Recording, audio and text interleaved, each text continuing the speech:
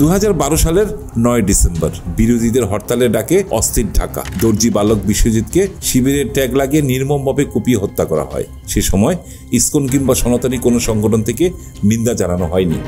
2023 সালের জুলাইয়ে গয়েশ্বরচন্দ্র রায় ও নিপুণ রায়কে পুরান ঢাকায় পুলিশের বেধড়ক মারধরে হিন্দু সম্প্রদায় থেকে কোনো প্রতিবাদ জানানো হয়নি। অথচ শৃঙ্খলা ভঙ্গের অভিযোগে চলতি বছরের জুলাইয়ে ইসকন থেকে বহিষ্কার হওয়া চিন্ময় কৃষ্ণ দাসকে রাষ্ট্রদ্রোহের মামলায় গ্রেপ্তারের পর দেশব্যাপী এক সহিংস নৈরাজ্য সৃষ্টিতে ব্যস্ত ইসকন সহ সনাতনীরা। পিছনের এই ঘটনাগুলোকে এভাবেই উল্লেখ করে সম্প্রতি সামাজিক যোগাযোগ মাধ্যমে পোস্ট দেন নেটিজেনরা। অনেকে দাবি করছেন চলমান সহিংসতার তৃতীয় পক্ষের কোনো ইন্ধন আছে, যা স্বার্থ হাসিলে বিভিন্ন সময় নানা নৈরাজ্যের সৃষ্টি করছে। এদিকে জুলাই বিপ্লবে 2000 ছাত্র জনতার প্রাণহানির ঘটনায়ও নিশ্চুপ ছিল সনাতনী ইসকন। অভিযোগ ওঠে আওয়ামী গণহত্যার সময় ছাত্র জনতার পক্ষে না দাঁড়িয়ে বিপরীতমুখী ছিল তারা।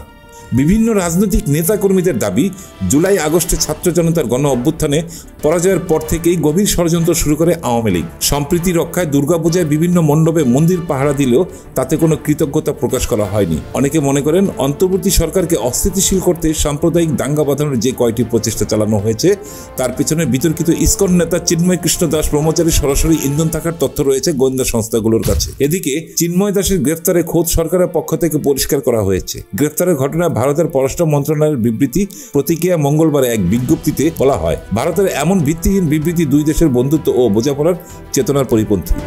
অন্যদিকে রাষ্ট্রদ্রোহের ঘটনায় কেউ জড়িত থাকলে তাকে কোনো প্রকার ছাড় না দেওয়ার ঘোষণা দিয়েছেন অন্তর্বর্তী সরকারের স্থানীয় সরকার যুব ও ক্রীড়ার উপদেষ্টা আসিফ মাহমুদ সজীব ভুইয়া। তিনি বলেন, সম্প্রদায় বিবেচনা নয়, রাষ্ট্রের নিরাপত্তা বিবেচনায় আইনশৃঙ্খলা রক্ষাকারী বাহিনী ব্যবস্থা নেবে। হাফিজুর রহমান, অনুসন্ধান নিউজ।